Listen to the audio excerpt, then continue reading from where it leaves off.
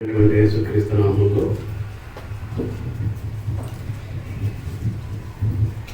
పరమ తండ్రిని ఆరాధించడానికి దేవాశక్తితో కూడి వచ్చిన ప్రతి దేవుని మాటను అనుసరించి నడుస్తున్నటువంటి నీతిమంతులు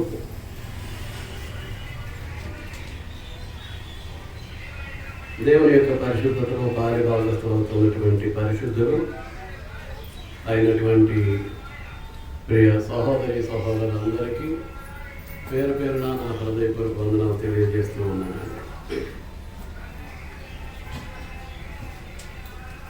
ఏదైనా తోటలో ఆదాముకు దేవుడు స్వాతంత్ర్యాన్ని ఇచ్చాడు. దేవుడిచ్చినటువంటి ఆ స్వాతంత్ర్యాన్ని ఆదాము ఏ విధంగా దుర్వినియోగపరిచాడో మనకు తెలుసు. ఈ రోజున క్రీస్తు ప్రభు కూడా మనకు స్వాతంత్ర్యాన్ని ఇచ్చాడు. క్రీస్తు ప్రభు కూడా మనకు స్వాతంత్ర్యాన్ని ఇచ్చాడు. ఇప్పుడు క్రీస్తు ప్రభు అనుగ్రహించినటువంటి స్వాతంత్ర్యాన్ని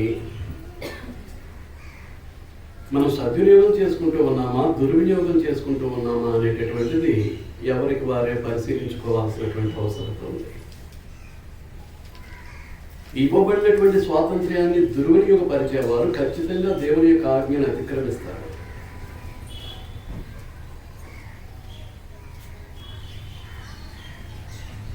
ఆజ్ఞాతిక్రమం పాపం, పాపం వచ్చే జీతము చాలు. చరిత్ర ముగిసింది. అందుచేత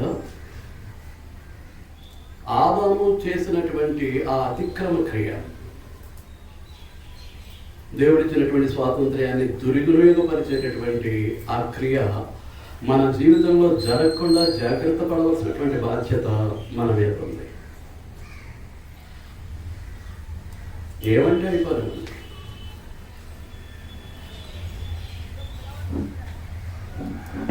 ప్రాణం పోతున్నా కానీ దేవుడిచ్చినటువంటి స్వాతంత్ర్యాన్ని దుర్వినియోగపరచడం అనేటటువంటిది మనకు స్వేచ్ఛ స్వాతంత్ర్యాలు అనుగ్రహించినటువంటి దేవునిని అవమానపరచడమే అవుతుంది. మీకు అర్థమవుతుందా? తర్వాత ఏంటి అంటే దేవుడిచ్చినటువంటి ఆ స్వేచ్ఛ స్వాతంత్ర్యాలను ఇష్టానుసారంగా బ్రతకడానికి ఒక లైసెన్స్గా తీసుకుని వ్యవహరించడానికి ప్రయత్నం చేస్తే నష్టపోతాం. ఏమైనా తలంచవచ్చు, ఏమైనా కోరుకోవచ్చు, తోటి సహోదరుల పట్ల ఎలాంటి భావాలైనా హృదయంలో కలిగి ఉండొచ్చు, ఎలాంటి ఆలోచనలైనా మనసులో పెట్టుకోవచ్చు, ఎలాంటి చూపులైనా కంటిలో ఉండొచ్చు, ఎలాంటి మాటలైనా నోట్లో ఉండొచ్చు, ఏమైనా తినొచ్చు, ఏమైనా త్రాగొచ్చు, ఏమైనా చేయొచ్చు, ఎక్కడికైనా వెళ్ళొచ్చు అనుకుంటే దేవుడిచ్చినటువంటి స్వాతంత్ర్యాన్ని ఏం చేస్తూ ఉన్నాం అన్నమాట, దుర్వినియోగపరుస్తున్నాం. అది దేవుని అవమానపరచడమే అవుతుంది. దైవ నియమానికి, దేవుని యొక్క వాక్యానికి వ్యతిరేకంగా తలంచడం కానీ, ఆలోచించడానికి కానీ మనకు హక్కు అధికారం లేదు. మన జీవితం మన ఇష్టం కాదు. తల్లి గర్భం ద్వారా దేవుడు మనల్ని భూమి మీదకి పంపించాడు. తల్లి గర్భంలోని నిర్మాణం చేసింది దేవుని యొక్క హస్తాలు. చచ్చేంత వరకు దేవునికి మహిమకరంగానే ఉండాలి తప్ప ఇష్టానుసారమైనటువంటి తలంపులు, ఆలోచనలతోటి ఇష్టానుసారమైనటువంటి నిర్ణయాలు చేసి నేను క్రీస్తు నుంచి వేరైపోతాను, దేవునికి దూరం అయిపోతాను, సంఘాన్ని విడిచిపెట్టేస్తాను, ఇవన్నీ నాశనకరమైనటువంటి విధానం. అంటే తాత్కాలికమైనటువంటి ప్రయోజనాన్ని కోరి, తాత్కాలికమైనటువంటి లాభాన్ని ఆశించి యెహోవాకు సంబంధంగా మనం వెళుతున్నాం అనుకోండి, దౌర్భాగ్యం అండి, చాలా భయంకరమైనటువంటి పరిస్థితి. అయితే మనం జాగ్రత్తగా చూడాల్సింది ఏంటి అని అంటే, దేవుడు తన యేసుక్రీస్తు ప్రభు తన నమ్మినటువంటి యూదులతో మాట్లాడుతున్నాడు.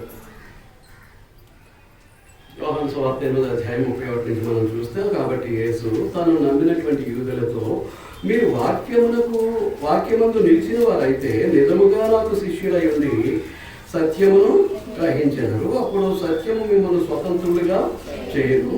వారు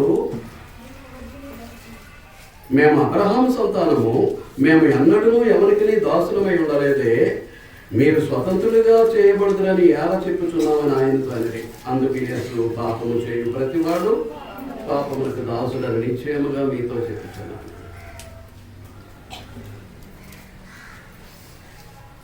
నా వాక్యమందు నిలిచిన వారైతే నిజముగా నాకు శిష్యులైంది. మీరు సత్యాన్ని గ్రహిస్తారు కనుక ఎంతవరకు వాక్యంలో నిలబడుతూ ఉన్నాము అనేటటువంటిది మనం పరిశీలించుకోవాల్సినటువంటి అవసరం. వాక్యమందు నిలవనటువంటి వాడు క్రీస్తు ప్రభు యొక్క శిష్యుడు కానేరు. శిష్యర్గం అనేటటువంటిది చాలా ప్రాముఖ్యం. ఎందుచేతనంటే శిష్యుడు నేర్చుకునేటటువంటి వాడు, గురువు నేర్పేటటువంటి వాడు. ఆ గురువు ఎవరు అంటే ప్రభు అయినటువంటి యేసుక్రీస్తే. ఆయన మనకు నేర్పిస్తూ ఉన్నాడు, మనం నేర్చుకుంటూ ఉన్నాం. నేర్చుకునే విధానంలో మనం ఎలా ఉండాలి? నిజమైనటువంటి శిష్యుడిగా ఉండాలి ప్రభు. దానికి రుజువు ఏంటంటే వాక్యమందు నిలిచి ఉంటాం, ఇష్టానుసారంగా బ్రతికేకుండా. అప్పుడు ఏం చేస్తుంది? మీరు సత్యాన్ని గ్రహిస్తారు, అప్పుడు సత్యం మిమ్మల్ని స్వతంత్రులుగా చేస్తారు. అలాంటి పరిస్థితుల్లో ఏం చేస్తున్నారు? వారు అబద్ధం ఆడుతున్నారు. ఏమని? మేము అబ్రహాము సంతానం, మేము ఎప్పుడూ ఎవరికి దాసులమై ఉండలేదే. 430 సంవత్సరాలు ఐగుప్తు బానిసత్వాన్ని మర్చిపోయారు, 70 సంవత్సరాలు బబులోను బానిసత్వాన్ని మర్చిపోయారు. మేము ఎప్పుడు ఎవరికి దాసులమై ఉండలేదే. నిత్యము కూడా దేవుని యొక్క మాటను అతిక్రమించి పాపం చేస్తూ, మేము ఏ పాపం చేయట్లేదే, మేము పరిశుద్ధులమే, మేము నీతిమంతులమే. వాళ్ళు ఆ విధంగా అబద్ధం ఆడితే ఈ రోజున మనం ఆ విధంగా అబద్ధం ఆడుతూ ఉన్నామా? ఒక ఆదివారం దేవుని యొక్క సన్నిధికి రావటం మానేసినటువంటి నీవు ఆజ్ఞను అతిక్రమించావు, పాపం చేసావు, మరణం కిందకి వెళ్ళిపోయావు.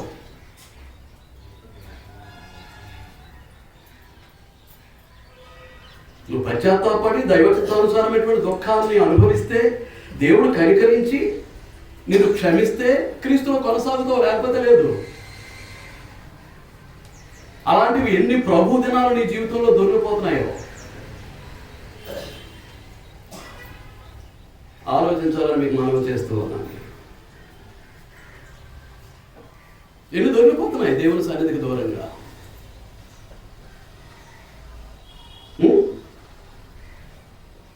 కాబట్టి వారి యొక్క బానిసత్వపు దినాలను గురించి ప్రభు మాట్లాడలేదు. ఐగుప్తు బానిసత్వాన్ని గురించి కానీ బబులోను బానిసత్వం గురించి అయినా మాట్లాడలేదు. పాపము చేయు ప్రతివాడు పాపానికి దాసుడు, ఒకడే దెబ్బ. పాపం చేసే ప్రతివాడు పాపానికి దాసుడు. చెప్పాను కదా, దాసుడు అని అంటే ఇది బాండెడ్ సర్వెంట్, కట్టు బానిస. ఆ బానిస బ్రతుకు బ్రతికేటటువంటి వారే దేవుని యొక్క ఆజ్ఞలు అతిక్రమిస్తూ ఉంటారు, దేవుని యొక్క మాటను తిరస్కరిస్తూ ఉంటారు. ఆ విధమైనటువంటి జీవితానికి వారు బానిసలు. ఆ బ్రతుకునే బ్రతుకుతూ ఉంటారు. మీరు అర్థమవుతుందా?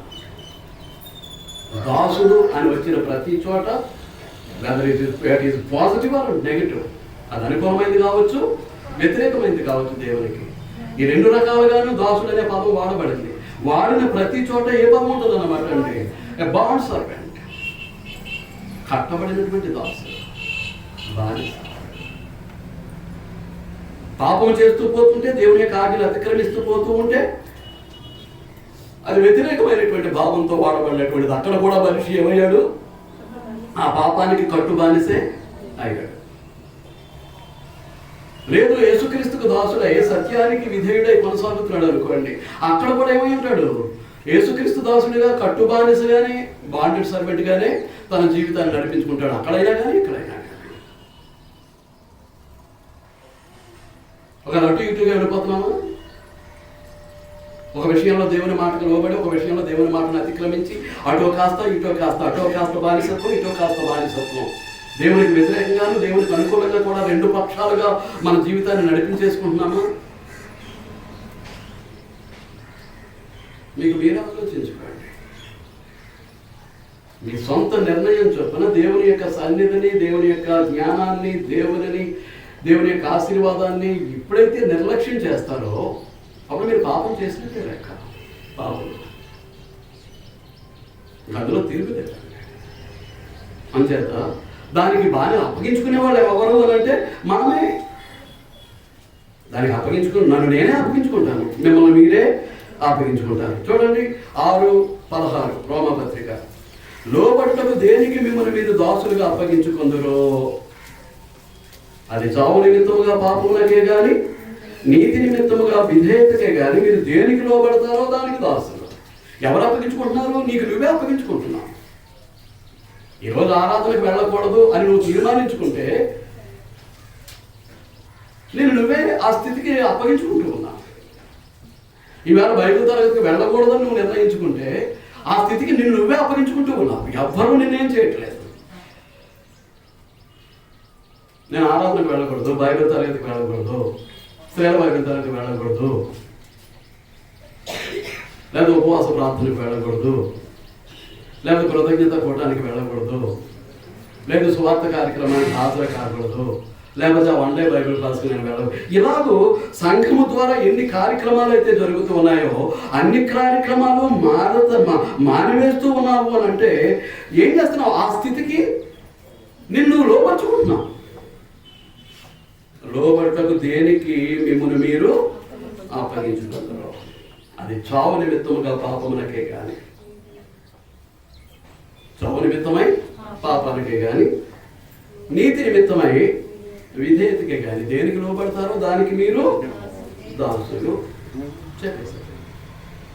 అంచేత ఈ దాస్యము నుండి, ఈ బానిసత్వము నుండి, ఈ పాపము బానిసత్వం నుంచి విడుదల చేసేవారు ఎవరు అని అంటే ప్రభు అయినటువంటి యేసుక్రీస్తే. దేని ద్వారా విడుదల చేస్తాడు? ఒప్పందం కుదురు చేసుకున్నాడు, ఒక నిబంధన చేసేసాడు. ఆ ఒప్పందం ప్రకారం, నియమం ప్రకారమే మనల్ని స్వతంత్రుడిగా చేస్తాడు. కానీ లేకపోతే నీ పాపంలో నువ్వే ఉంటావు.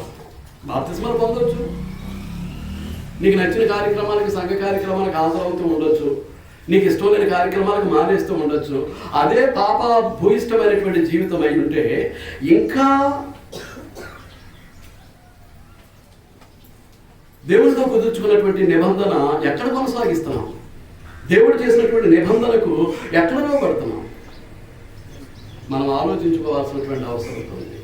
క్షణము కూడా దైవ నిబంధనను అతిక్రమిస్తూ దేవునితో కుదుర్చుకున్నటువంటి ఒప్పందాన్ని మీరుతూ, జవదాటుతూ, ఇష్టానుసారంగా బ్రతికేస్తూ మేము క్రీస్తు సభ్యులు, సత్క్రైస్తవులు, పరలోక రాజ్య వారసులు చెప్పుకోవటంలో ప్రయోజనం లేదండి.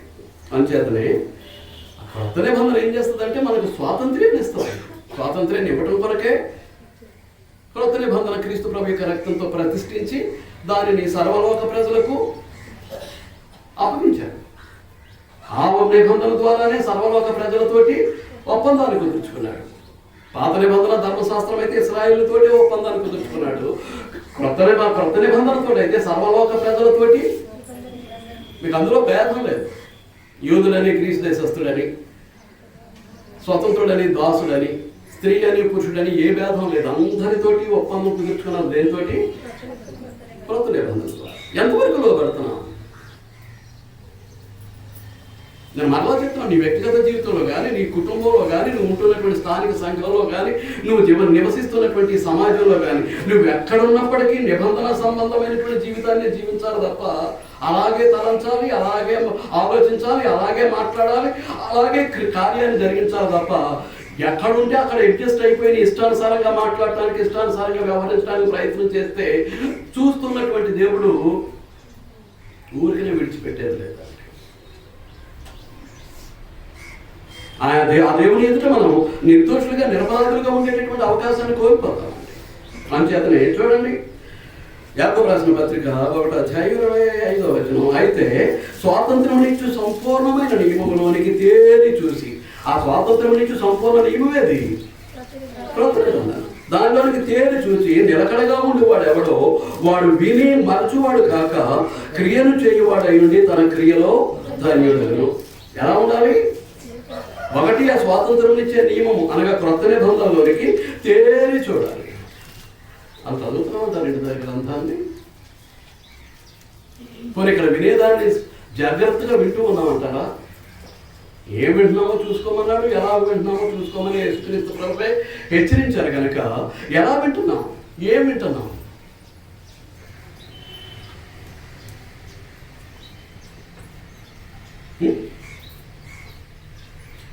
మనోవాక్కాయ కర్మలను దేవుని వాక్యం మీద లగ్నము చేసి మనం వినగలుగుతూ ఉన్నాము.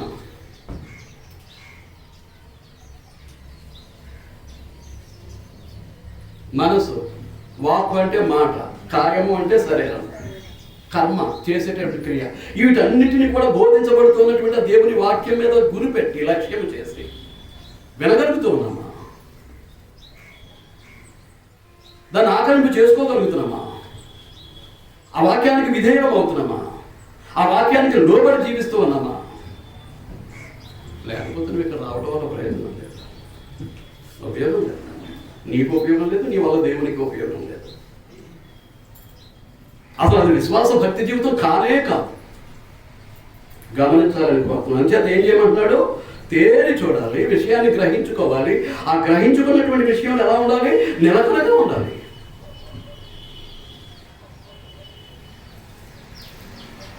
Steadfast in the word of God until you die. నీ మరణం వరకు దేవుని వాక్యం ఎలా ఉండాలి? నిలకడగా ఉండాలి, స్థిరంగా ఉండాలి.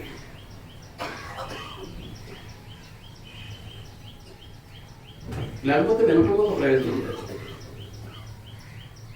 అర్థమవుతుందా అండి?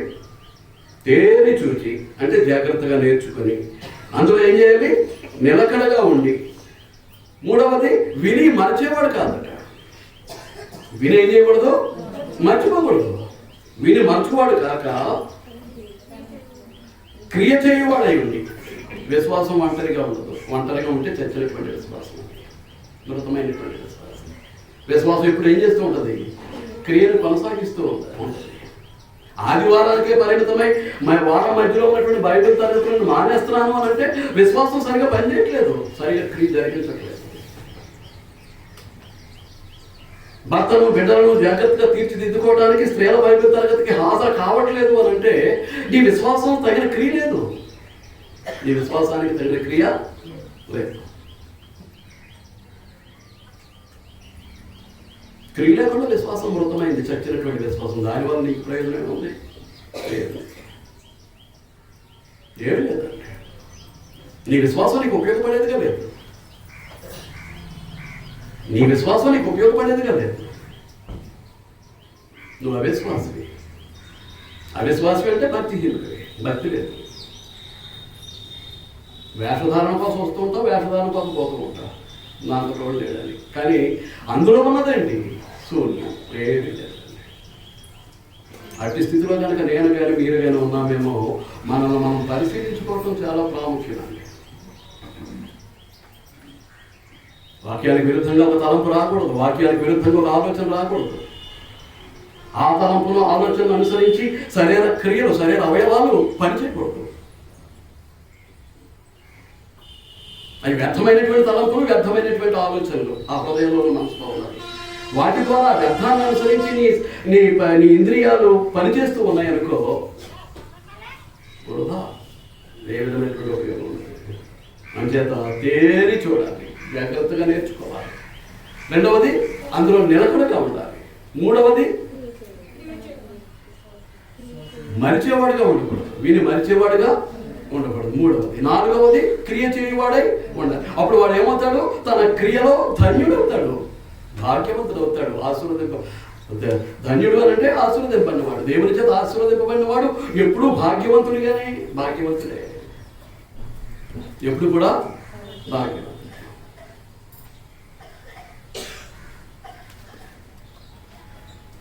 భూమి మీద ఉన్నటువంటి దరిద్రులను విశ్వాసమందు ఏం చేశాడు? భాగ్యవంతులుగా చేశాడు.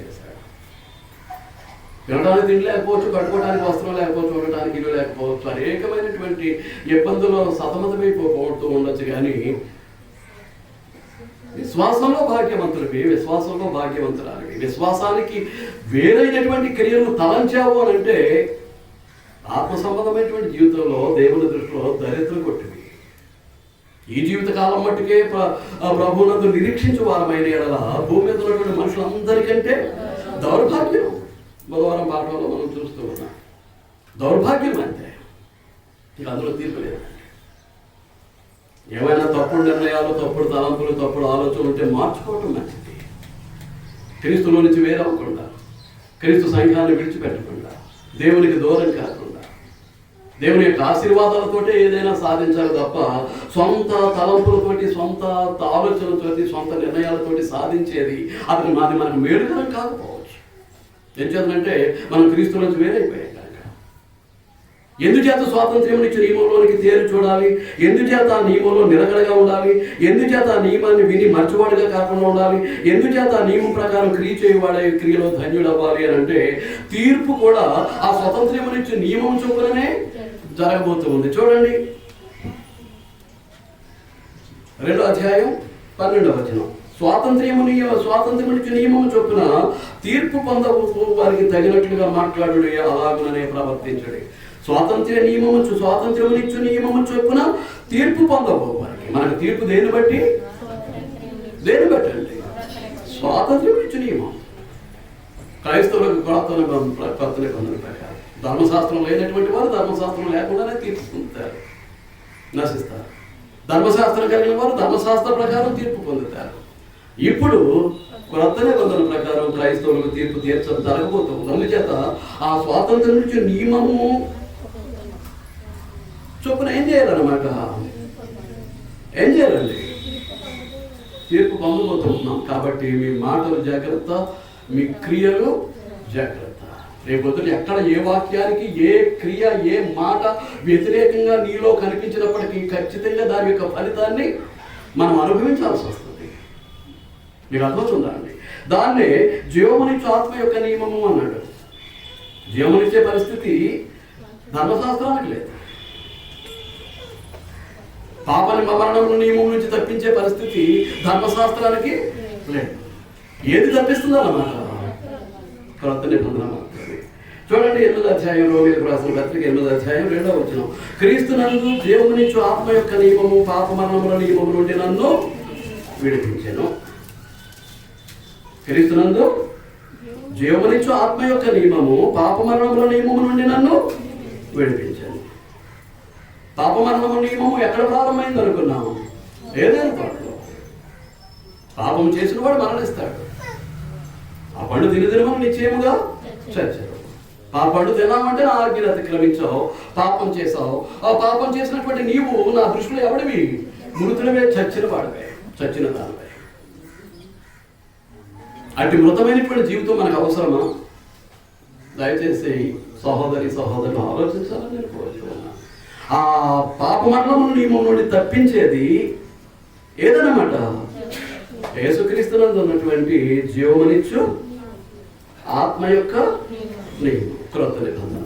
అందుచేతనే క్రీస్తులో ఉండి అలాంటి ఆ జీవమునిచ్చు ఆత్మ యొక్క నియమాన్ని అనుసరించి జీవిస్తాం. కాబట్టి క్రీస్తునందు ఉన్న వారికి ఏ శిక్షా విధియో ఉండదు. కానీ ఆ క్రొత్త నిబంధనలు అతిక్రమించే వరకు అయిందన్నమాట. నీ మాట, నీ పని, నా పని అయిందన్నమాట. మనం అతిక్రమిస్తే, జీవమునిచ్చు నియమాన్ని పాటించకపోతే క్రీస్తునందు మనం లేనట్టే లెక్క. క్రీస్తునందు ఉన్న వారికి ఏ శిక్షా విధి ఉండదు. క్రొత్త నిబంధనకు లోబడినటువంటి నీవు,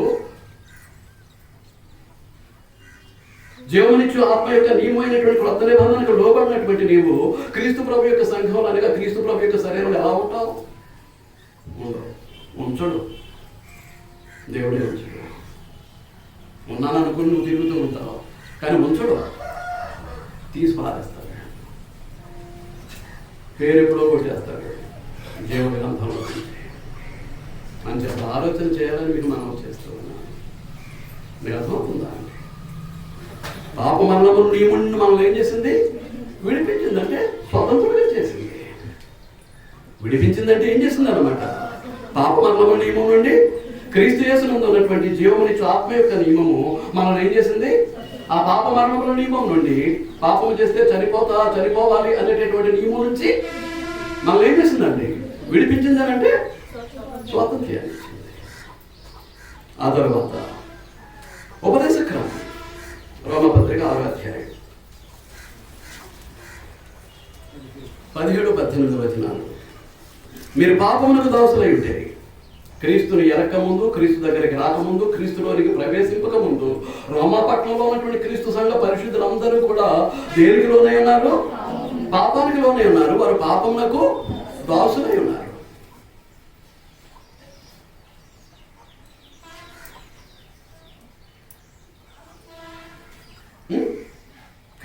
క్రీస్తుని ఎరకముందు, క్రీస్తు దగ్గరికి రాకముందు, క్రీస్తులోనికి ప్రవేశించక ముందు రోమపట్నంలో క్రీస్తు సంఘ సభ్యులు, ఆ పరిశుద్ధులు ఎలా ఉన్నారు?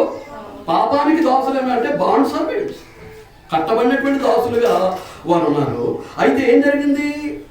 వారు ఏ ఉపదేశ క్రమమునకైతే అప్పగింపబడ్డారో దానికి హృదయపూర్వకంగా లోబడిన వారై పాపము నుండి విమోచింపబడి నీతికి దాసులైతే. ఏ ఉపదేశ క్రమానికి అప్పగింపబడ్డారో క్రొత్త నిబంధన. ఉపదేశ క్రమం అంటే ఏదన్నమాటండి? క్రొత్త నిబంధన. నిర్లక్ష్యం చేసి బైబిల్ తరగతులు లేకుండా, ఆరాధనలు లేకుండా, లేకపోతే ఆరాధనకే మొక్కుబడిగా పరిమితమై వస్తూ పోతూ ఉండి మిగిలినటువంటి కార్యక్రమాలన్నీ నిర్లక్ష్య పెడుతూ ఉంటే మన దేవుని మాట లక్ష్య పెట్టట్లేదు. దేవుడు మనతో కుదుర్చుకున్నటువంటి కొత్త నిబంధనను లక్ష్య పెట్టట్లేదు. దేవుడు మనకి ఇచ్చినటువంటి ఉపదేశ క్రమాన్ని పట్టించుకోవట్లేదు. మన ఇష్టానుసారంగా బ్రతికేయడానికి ప్రయత్నం చేస్తున్నాం. ఏమండి? ఉపదేశ క్రమం అంటే క్రొత్త నిబంధన. ఏ ఉపదేశ క్రమం అప్పగింపబడితేనో దానికి ఏం చేయాలి? మనం హృదయపూర్వకంగా లోబడినటువంటి వారమై ఏం చేయాలి? నేను లోబడినట్లయితే అది మనం ఏం చేస్తుంది? పాపము నుండి విడుదల చేస్తుంది. స్వాతంత్ర్యం, ఆత్మ సంబంధమైనటువంటి స్వాతంత్ర్యం. పాపము నుండి విమోచింపబట్టం అంటే పాపము నుండి విడుదల చేయబట్టం అంటే అక్కడ ఏముందన్నమాట? స్వాతంత్ర్యం. స్వాతంత్ర్యాన్ని ఇస్తూ ఉన్నాడు క్రొత్త నిబంధన. నువ్వు లోబడకపోతే నీకు పాపం నుండి విడుదల లేదు, పాపం నీ స్వాతంత్ర్యం లేదు. ఆ పాపమే చేసుకుంటూ వెళుతూ ఉంటావు, ఆ క్రొత్త నిబంధనకు వ్యతిరేకంగా జీవిస్తూ ఉంటావు.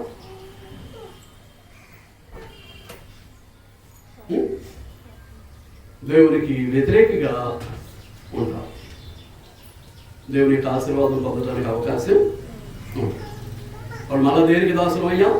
పాపం నుండి విమోచింపబడే నీతికి. నీతి అంటే దేవుడు వాక్యమే. దేవుడు చెప్పిన ప్రతి మాటకు లోబడే స్థితే నీతి కలిగినటువంటి స్థితి. మనందరినీ నీతిమంతులు అంటున్నాను, మిమ్మల్ని అందరినీ పరిశుద్ధులు అంటున్నాను. కానీ ఆ స్థితి ఉందా? లేకపోతే నువ్వు నేరస్తుడివి, దోషివి, దేవుని ఎదురు పాపివి. ఎలాగో జీవిస్తున్నాం అనేది ఆలోచించుకోవాలని మనం చేస్తున్నాం. ఊరికనే ఇవ్వలేదండి. ఏదో బాప్తిసం పొందేసి ఇష్టం ఉంటే రావటం, లేకపోతే మానేయటం, అనుకూలత ఉంటే రావటం, లేకపోతే మానేయటం, అంత మా ఇష్టమే. వర్షాన్ని బట్టి మన స్త్రీల బైబిల్ తరగతి జరపలేకపోయా. మిమ్మల్ని ఇబ్బంది పెట్టలేక వర్షాన్ని చిరుకు చేతుల మానేస్తే ఇప్పటికింకా నా హృదయం నలుగుతూనే ఉంది. క్లాస్ జరపలేకపోయాను. అయ్యో నేను వెళ్ళలేకపోయినా బాధ నీలో కలగలేదు, నేను హ్యాపీగా సంతోషంగా ఉన్నాను అని నీవు అనుకుంటే అది సాతాను యొక్క విధానం. అది నిన్ను ఆపేవాడు సాతాను. ఆరాధనకి వెళ్ళి బైబిల్ తరగతికి వెళ్ళొద్దని ఆపేసేవాడు సాతాను.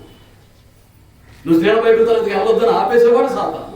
నువ్వు దేవుని కార్యక్రమాన్ని మానేస్తున్నావు అని అంటే నీలో కొంత భాగాన్ని సాతాను ఆక్రమించుకుని ఉన్నాడు. వాడు ఏం చేస్తాడంటే నేను వెళ్ళకూడదు దేవుని సన్నిధికి, క్రీస్తులో భార్యాభాగస్తులుగా ఉండను. ఒకవేళ వచ్చిన వాక్యాన్ని నిర్లక్ష్య పెట్టి ఎందుకో వచ్చాం, ఎందుకో కూర్చున్నాం, ఎందుకో పోతున్నాం అని వాక్యాన్ని పట్టించుకోకుండా, ఆత్మ సంబంధమైనటువంటి జీవితానికి విలువనివ్వకుండా ఈ పనికిమాలిన శరీరానికే విలువనిచ్చేటటువంటి వారు కూడా వచ్చినా ఒకటే, రాకపోయినా ఒకటే, వేస్ట్. దేవునికి ఉపయోగపడదు. దేవుని యొక్క ఉపయోగపడినటువంటి జీవితాన్ని జీవించేటటువంటి వారు ఉన్నా ఒకటే, లేకపోయినా ఒకటే సంఘంలో వేస్ట్ అన్న అవసరం.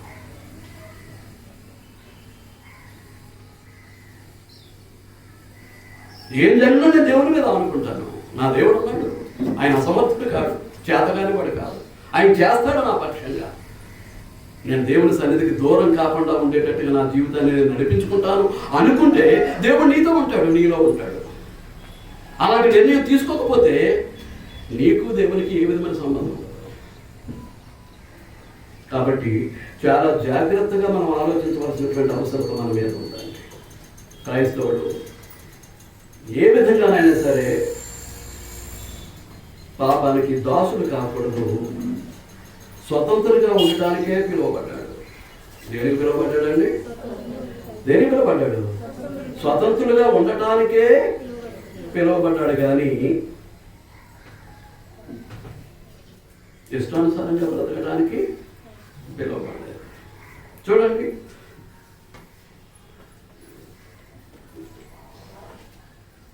గలతీ ప్రశ్న పత్రిక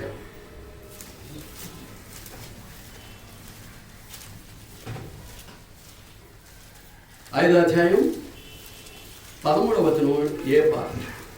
మొదటి భాగం. సహోదరులారా, మీరు స్వతంత్రులుగా ఉండటకు పిలువబడితే, దేవుని మాట వినకుండా సాతానుకు దాసులై ఉండటానికి మీరు పిలువబడ్డారు. దేవుని మాట వినని ప్రతివాడు ఎవరికి దాసులై ఉన్నాడు? ఎవరికి దాసులై ఉన్నాడు? సాతానుకు దాసులై ఉన్నాడు. అంచేత దేవుని మాట వినండి. అంచేత ఇక్కడ ఏమంటున్నాడు అంటే, క్రీస్తునందు ఉన్నటువంటి సహోదరులారా, గలతీ ప్రాంతంలో ఉన్నటువంటి క్రీస్తు సంఘాల పుత్రులు రాస్తూ ఏమంటున్నాడు? సహోదరులారా, మీరు స్వతంత్రులుగా ఉండటానికి పిలువబడ్డారు. స్వతంత్రులుగా ఉండటానికే పిలువబడ్డారు. చెప్పాను ఇందాక, ఆ స్వాతంత్ర్యాన్ని నీ ఇష్టానుసారంగా బ్రతకడానికి లైసెన్స్గా తీసుకోవడానికి అవకాశం లేదు. ఇక్కడ ఏం చేద్దామంటే, నీతో కుదుర్చుకున్నటువంటి ఒప్పందం ఉంది, నిబంధన ఉంది. నిబంధన మీరి ఇష్టానుసారంగా బ్రతకడానికి ఆ స్వేచ్ఛ స్వాతంత్ర్యాలను మనం వినియోగింపకూడదు. గుర్తుపెట్టుకోండి.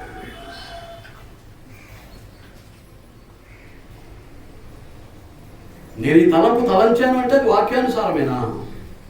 ఈ కోరిక కోరుకున్నాను అంటే అది వాక్యానుసారమేనా? ఈ ఆలోచన ఆలోచిస్తున్నాను అంటే వాక్యానుసారమేనా?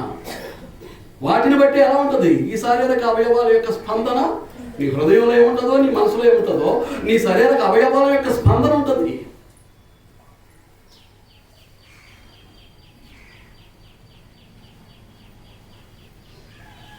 లోబడలేదనుకో దైవ నియమానికి, ఆ నిబంధనకు లోబడలేదనుకో, నీ కాల్ నేను ఎక్కడికో తీసుకుపోతే ఇక్కడ దేవుని కార్యక్రమం జరుగుతూ ఉంటాయి, లేకపోతే ఇంట్లోనే పడుకోబెడతాయి.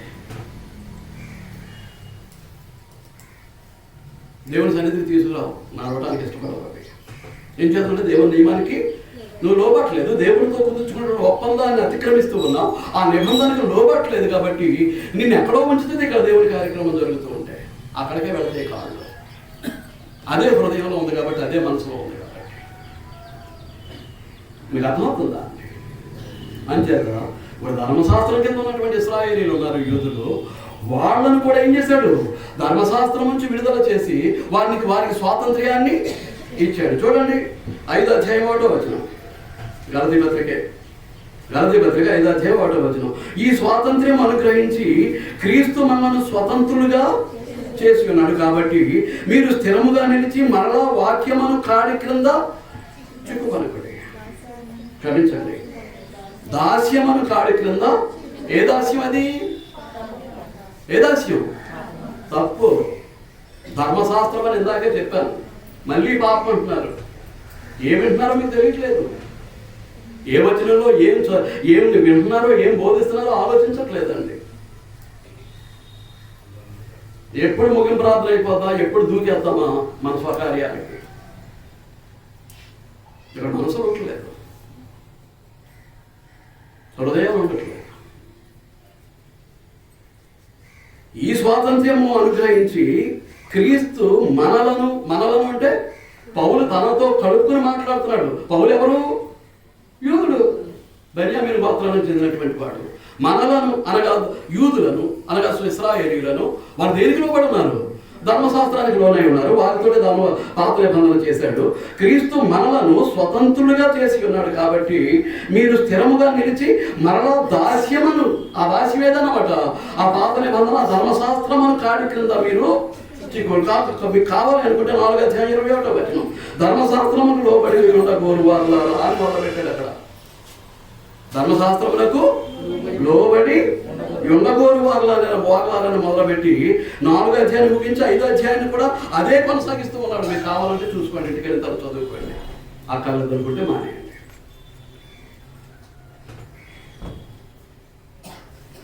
మీకు అర్థమవుతుందా? 4వ అధ్యాయం 21 నుంచి చదువుకోండి. చదువుకుంటే దేని గురించి మాట్లాడుతున్నాడో మీకు తెలుస్తుంది.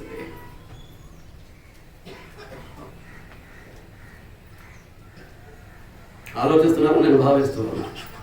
ఈ స్వాతంత్ర్యం అనుగ్రహించి క్రీస్తు మనలను స్వతంత్రులుగా చేసి ఉన్నాడు. కాబట్టి మీరు స్థిరముగా నిలిచి మరలా దాస్యమను కాడి కింద అనగా ధర్మశాస్త్రం అనేటటువంటి కాడి కింద మీరు చిక్కుకొని వెనకడిపోవడానికి ప్రయత్నం చేస్తున్నారు. మీరు చదువుకుంటారు. కాబట్టి ఆ ధర్మశాస్త్రం అనేటటువంటి ఆ కాడి నుంచి, ఆ బానిసత్వం నుంచి దేవుడు ఏం చేశాడు అన్నమాట? విమోచన చేశాడు, విడుదల చేశాడు.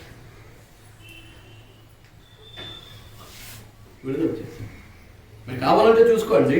రోమాపత్రిక 8వ అధ్యాయం 2వ వచనం నుంచి కింద భాగం, దేవుని ఆత్మ యొక్క నియమము పాప మరణము నియమము నుండి మమ్మల్ని విడుదల చేశాను. కిందకు మాట్లాడితే ఏమంటాడంటే ధర్మశాస్త్రము దేనిని చేయజాలక పోయాను. మరి ఏం చేయలేదు దానికి కట్టుబడి మనం ఎందుకు, వాళ్ళు ఎందుకు, యూదులు ఎందుకు? మనతో మనకు సంబంధం లేదనుకోండి. ఏది పాత నిబంధన లేక ధర్మశాస్త్రం యూదులకు ఎందుకు? అది ఏది చేయలేకపోయింది ఎందుకు? దాన్ని మరలా దేవుడు ఏం చేశాడు? క్రొత్త నిబంధన ద్వారా చేశాడు, క్రీస్తు యొక్క రక్తం ద్వారా.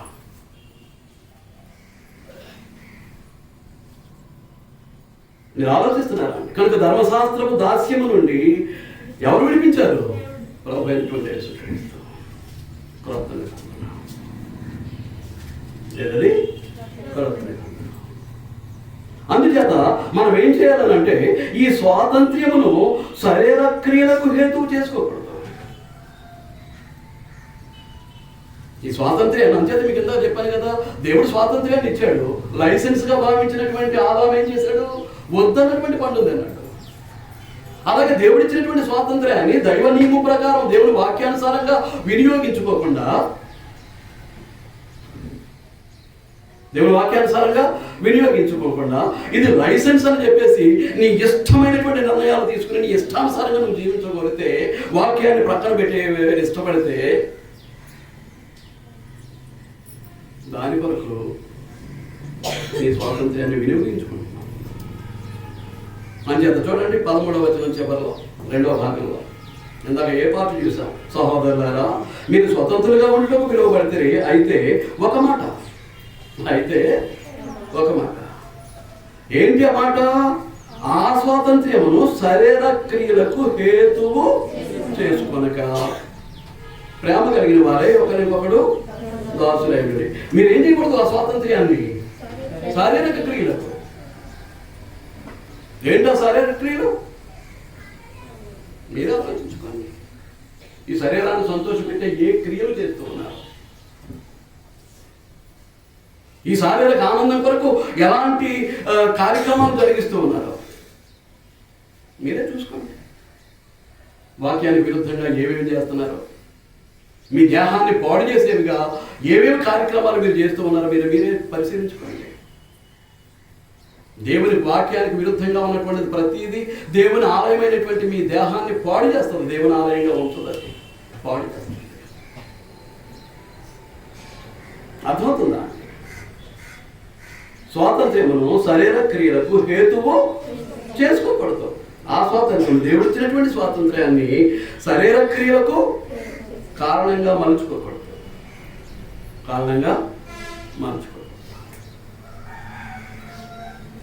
అర్థమవుతుందా?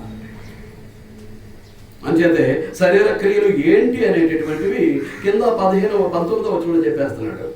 5వ అధ్యాయం 19వ వచనంలో చెప్పేస్తున్నాడు. శరీర కార్యములు స్పష్టమై ఉన్నవి. అవేవనగా జారత్వం, అపవిత్రత, కాముకత్వము, విగ్రహారాధన. నువ్వు డబ్బుకు పూజ చేస్తున్నావో లేదంటే విగ్రహానికి పూజ చేస్తావు, దేనికి పూజ చేస్తున్నావో చేస్తావు. అభిచారము అంటే ఏంటి? అభిచారం తెలీదా? జ్యోతిష్యాలు చూపించుకోవటం, మంచి చెడులు చూడటం, లక్ష వేగులు కట్టుకోవటం, భౌత వైద్యాలకు వెళ్ళటం, దీన్ని ఏమంటారు? అభిచారం, విచ్ క్రాఫ్ట్ అంటారు.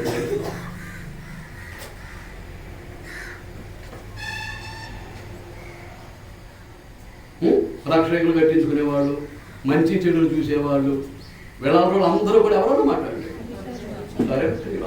సరైన అనుసరించేవారు, సరైన చెడు జరిగించేవారు. అలాగే ద్వేషములు, కలహములు, మత్సరములు, క్రోధములు, కక్షలు, భేదములు, విమతములు, అసూయలు, మత్తతలు, అల్లరితో కూడా ఇవన్నీ కూడా ఏంటన్నమాట 17. ఇవన్నీ కూడా ఏంటన్నమాట ఇంగ్లీష్ మీడియంలో 17 ఉంటాయి, తెలుగులో 15 ఉన్నాయి. ఇవన్నీ కూడా ఏంటన్నమాట సరైన క్రియలు. ఈ విధమైనటువంటి సరైన సంబంధమైనటువంటి క్రియలకు దేవుడు క్రొత్త నిబంధన ద్వారా మీకు అనుగ్రహించినటువంటి ఆ స్వాతంత్ర్యాన్ని మీరు దుర్వినియోగపరచొద్దు అంటున్నాడు. మీకు అర్థమైందా? అలాగే దుష్టత్వాన్ని కప్పిపెట్టడానికి స్వాతంత్ర్యాన్ని వినియోగించకూడదు. దుష్టుడైనటువంటి సాతాను మాట వినేటటువంటి వారు, సాతాను వెంబడించేటటువంటి వారు, పైగా ఏం చేస్తామంటే ఇక్కడికి వచ్చి కూర్చుని దుష్టత్వాన్ని కప్పిపెట్టడానికి ప్రయత్నం చేస్తూ ఉంటాం, ఆ దుర్మార్గాన్ని దాచిపెట్టడానికి ప్రయత్నం చేస్తూ ఉంటాం. చూడండి, పేతురు రాసినటువంటి మొదటి పత్రిక, పేతురు రాసినటువంటి మొదటి పత్రిక తీసారా అండి? 2వ అధ్యాయం 16వ వచనం. స్వతంత్రులై ఉండి దుష్టత్వమును కప్పిపెట్టుకున్నట్టు మీ స్వాతంత్ర్యమును వినియోగపరచక దేవునికి దాసులమని, bond servants to the God, దేవునికి దాసులమని లోబడి ఉండండి. ఎవరికి లోబడి ఉండాలి? మనం పాపానికి దాసులు కాకపోయాం. పాపపు దాసత్వం నుంచి, సాతాను యొక్క బానిసత్వం నుంచి విడుదల పొందినటువంటి మనము ఎవరికి దాసులు? దేవునికి దాసులు, ప్రభువైనటువంటి యేసుక్రీస్తుకు దాసులమైనటువంటి మనము దుష్టులమై ఉండకూడదు. దుష్టుడు ఎవరు? సాతాను. దుష్టుడు ఎవరు? సాతాను. ఆ దుష్టక్రియలు జరిగించే వాడు తలంపుల చొప్పున, వాడు ఆలోచన చొప్పున దుష్టక్రియలను జరిగించేటటువంటి వారు ఏమై ఉన్నారు? దుష్టులై ఉన్నారు. పైగా దేవుడిచ్చినటువంటి, క్రీస్తు ప్రభు ఇచ్చినటువంటి, క్రొత్త నిబంధన ఇచ్చినటువంటి స్వాతంత్ర్యాన్ని దుష్టత్వాన్ని కప్పిపెట్టడానికి వినియోగిస్తూ ఉంటారు. వద్దు అంటున్నాడు.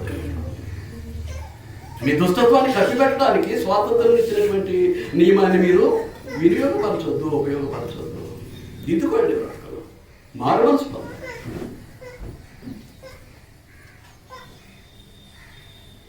సంఘం ఎన్ని కార్యక్రమాలు అయితే జరుగుతుందో అందరికీ ఆయా సమయాల్లో వచ్చి ఖచ్చితంగా ఇక్కడ కూర్చోవడానికి దేవుని యొక్క ఆహ్వానం మనకు ఎప్పుడూ ఉంటుంది. ఇక్కడ చాలా మంది ఉన్నారు ఆదివారానికే పరిమితమైనటువంటి వారు. ఆదివారం కూడా తమ ఇష్టానుసారంగా వచ్చేటటువంటి వారు చాలా మంది ఉన్నారు. శాపగ్రస్తులు, దేవుని ఆశీర్వాదాన్ని పొందేవారు కాదు. దేవునికి వారికి సంబంధం లేదు. నామకార్థంగా వస్తారు, కూర్చుంటారు, పోతూ ఉంటారు. వాక్యంతో కూడా పని లేదు. దేవుడి ఇచ్చినటువంటి స్వాతంత్రంతో పని లేదు. స్వాతంత్ర్యాన్ని ఏం చేస్తుంటారు? తమ దుష్టత్వాన్ని కప్పిపెట్టడానికి ఏం చేస్తూ ఉంటారు అన్నమాట, వినియోగిస్తారు. కాబట్టి మనందరం కూడా ఏం చేయాలి? మారు మనసు పొందవలసినటువంటి బాధ్యత మనందరి మీద ఉంది. కనుక మనకు దేవుడు ఇచ్చినటువంటి స్వాతంత్ర్యం ద్వారా మనం కొన్ని మేలులు దేవుని దగ్గర నుంచి పొందాలి, కొన్ని ఆశీర్వాదాలు దేవుని దగ్గర నుంచి పొందాలి. స్వాతంత్రం నుంచి ఆత్మ యొక్క నియమానికి మనం లోబడితే, ఆ సంపూర్ణ నియమంలో మనం పాలుభాగస్తులం అయితే, మనం ఖచ్చితంగా అది ఏం చేస్తుందండి? దేవుడు మనకు మేలు చేయడానికి, దేవుడు మనల్ని ఆశీర్వదించడానికి మనకు దోహదపడుతూ ఉంటుంది. అన్నీ చేయదగినవి కాదు, అన్నిటికీ మనం లోపరుచుకోవడానికి వీలు లేదు. ఎందుచేత మనం దేవునికి లోబడినటువంటి వారం, దేవునికి దాసులు, నీతికి దాసులు, పరిశుద్ధతకు దాసులు. చూడండి, కొరింథీయులకు రాసిన మొదటి పత్రిక 6వ అధ్యాయం. కొరింథీయులకు రాసిన మొదటి పత్రిక 6వ అధ్యాయం 12వ వచనం. అన్నిటి యందు నాకు స్వాతంత్ర్యం కలదు కానీ అన్నీ చేయదగినవి కావు. గమనిస్తున్నారా అండి దేవుడు ఏం మాట్లాడుతున్నాడు? అన్నిటి యందు నీకు స్వాతంత్ర్యం ఉంది. నువ్వు సిగరెట్ తాగుతుంది, నేను ఆపేవాడు ఎవడు ఆపుతున్నాడు? నేను తిరుగుతున్నాను మీకు కూడాను. లీటర్లు పొలవని సారాగా బాంధీ విసికి ఏదో కొట్టేస్తా ఉంటే మీ వెనకాల తిరిగి ఆపేవాడు ఎవడవుతాడు? ఎవడకు కావాలి? అది నీ జీవితం, అది నీ ఇష్టం. 24 గంటలు నేను సీరియల్స్ ముందే కూర్చుంటాను, సినిమా పాటల ముందే కూర్చుంటాను, ఆ సినిమాలే చూస్తుంటాను, లేకపోతే సెల్ ఫోన్ పట్టుకుంటాను, గీసుకుంటా కూర్చుంటాను. ఇప్పుడు పిల్లలందరికీ మయోపతి అనేటటువంటి కంటి జబ్బు వచ్చేస్తుందట. దేనివల్ల అంటే ఆన్లైన్ పాఠాలు అన్నారు. వాళ్ళు ఎంతసేపు అందులోనే చూస్తుంటే, మన కంటి డాక్టర్ మాట్లాడుతున్న టీవీలో రోజుకి 12 నుంచి 15 కేసులు వస్తున్నాయి అక్కడ మయోపతికి లోనైపోయినటువంటి చిన్నపిల్లల యొక్క కేసులు గీసుకుంటా కూర్చుంటుంటే. వీళ్ళంత త్వరగా స్కూల్ తెరవండ మొర్రో అని బాధపడుతున్నారు వాళ్ళ పేరెంట్స్. ఇక్కడ పాఠం రావట్లేదు, అటు జబ్బు వస్తుంది, కలుబాటైపోతున్నాయి. కాబట్టి ఆలోచించాలని మీకు మనవి చేస్తూ ఉన్నానండి. అన్నిటి యందు నాకు స్వాతంత్రం. నేను ఆపేవాడెవడు? నువ్వు పేకాడతానంటే నేను ఆపేవాడెవడు? పరాయి స్త్రీల వెనకల్లో, పరాయి పురుషుల వెనకల్లో నేను తిరుగుతూ ఉంటానంటే నేను ఆపేవాడెవడు?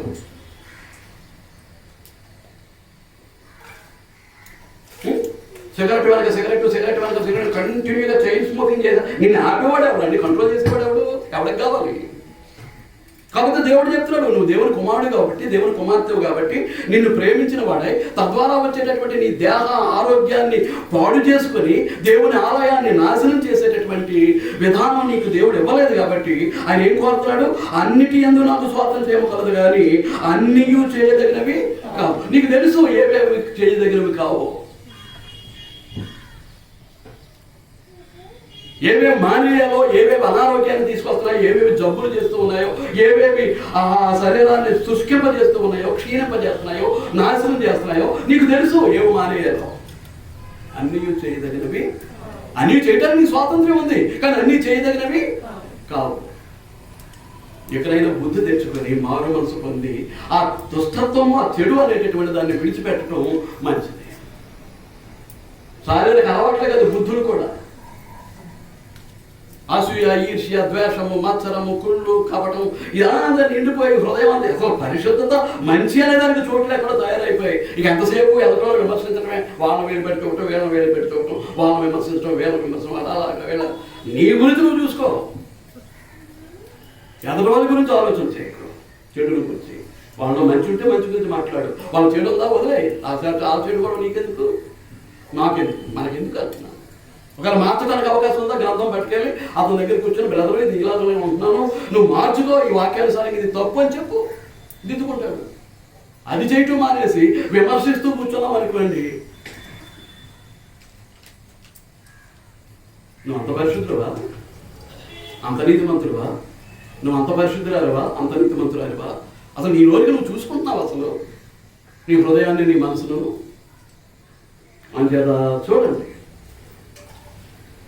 అన్నిటి యందు నాకు స్వాతంత్ర్యం కలదు కానీ నేను దేని చేతను లోబరుచుకొనబడ నేను దేని ఏమన్నాడు ఇందాక రోమపత్రిక 6:16 లోబరుచుకొనుటకు దేనికి మిమ్మల్ని మీరు అప్పగించుకుందురో. ఎవరు అప్పగిస్తున్నారు అన్నాను ఇందాక? నువ్వు అప్పగించుకుంటున్నావా ఆ స్మోకింగ్కి, ఆ పొగ పీల్చడానికి? నువ్వు అప్పగించుకుంటున్నావు ఆ తాగుడికి, నువ్వు అప్పగించుకుంటున్నావు ఆ జోదానికి, నువ్వు అప్పగించుకుంటున్నావు ఆ వ్యభిచారానికి, నువ్వు అప్పగించుకుంటున్నావు ఆ దొంగతనానికి, ఆ మోసం చేయడానికి నువ్వు అప్పగించుకుంటున్నావు. ఇదంతా నువ్వు అప్పగించుకొని సాధారణ సంబంధిగా బ్రతకడానికి ఇష్టపడుతున్నావు తప్ప దేవుని సంబంధిగా బ్రతకడానికి ఇష్టపడలేదు. అందుచేతనే అన్నిటి యందు నాకు స్వాతంత్ర్యం కలగదు కానీ అన్నీ చేయదగినవి కావు.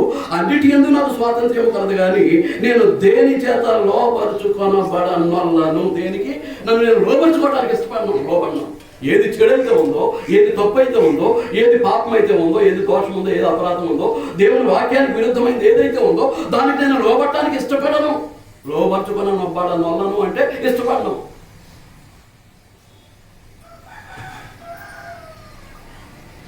ఇప్పుడు ప్రాణం పోతున్నా కానీ నా దేవుని యొక్క ఆరాధన నేను విడిచిపెట్టను, దేవుని సన్నిధిని వదలను. ప్రాణం పోయినా సరే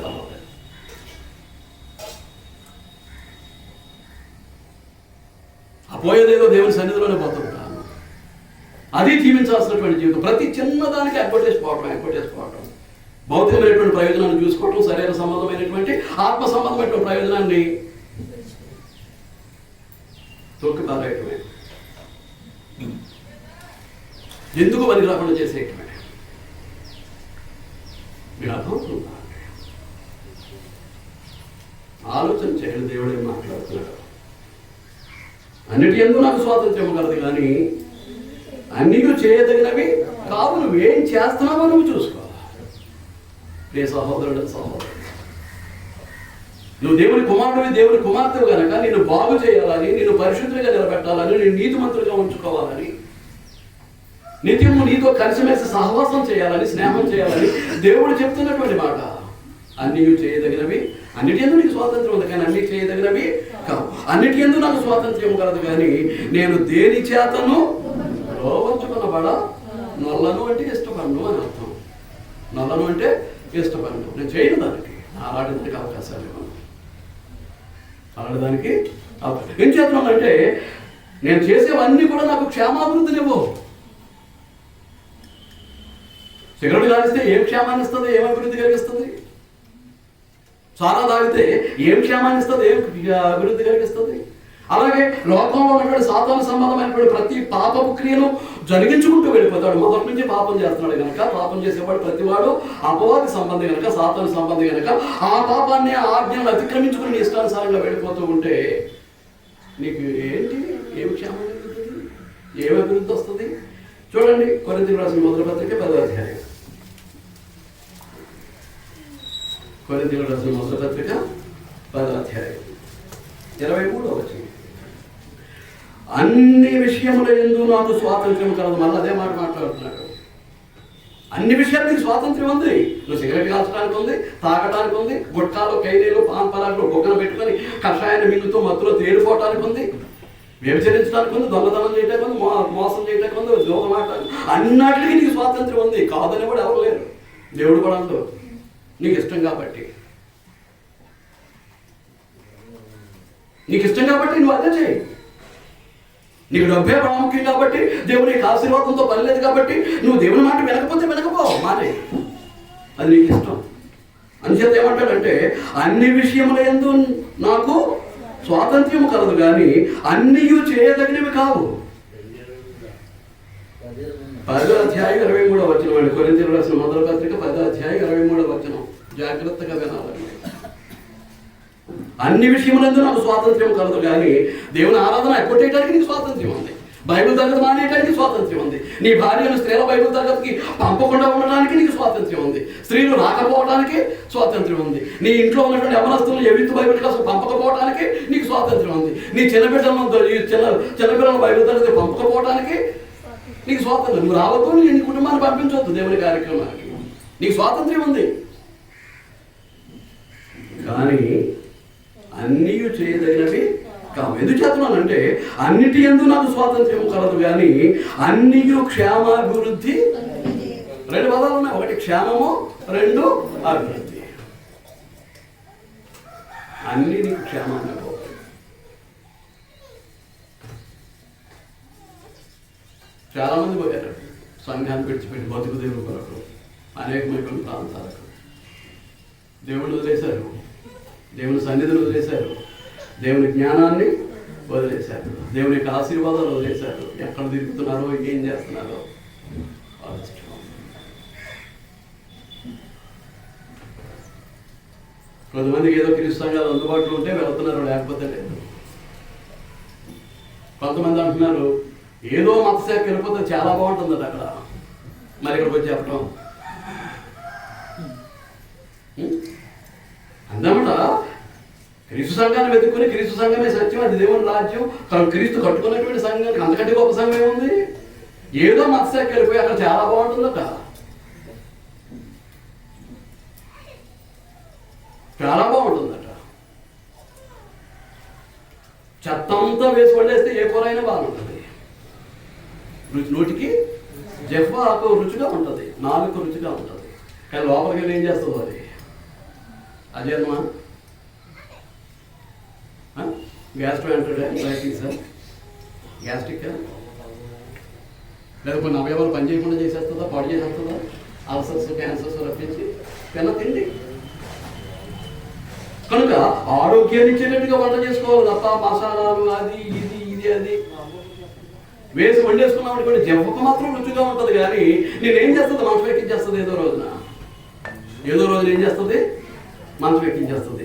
ఆ మసాలాన్ని దట్టించినటువంటి బోధ ఎలా ఉంటుంది అంటే, ఆహా ఓహో ఎలా ఉంది చాలా ఆదంకి సాతన బోధ ఎలా ఉంది, ఎలా ఉంది, చాలా బాగుంది.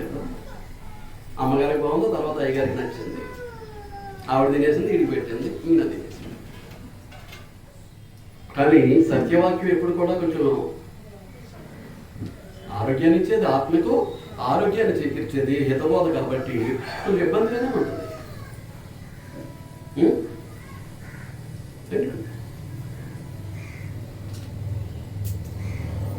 మీకు అర్థమైనటువంటి వాళ్ళు, మీరు ఇష్టపడినటువంటి వారు ఆమె చెప్పండి.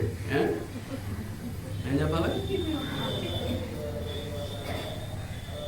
దేవుడు మహిమను పొందుతూ ఉన్నాడు, చప్పట్లు కొట్టండి. ఏ పరిస్థితికి తీసుకెళ్తున్నారండి సంఘాలని? ఏం చేయాలట? చప్పట్లు కొట్టాలట. ఇది చెప్పిందానికి ఆమె అన్నారట.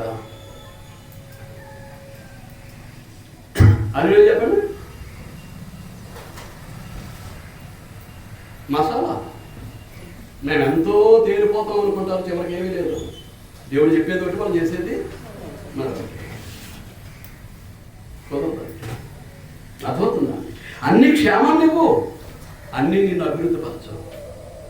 నువ్వు అభివృద్ధి అనుకుంటూ ఉంటావు, అక్కడ అభివృద్ధి ఉండదు. అభివృద్ధి ఉండదు.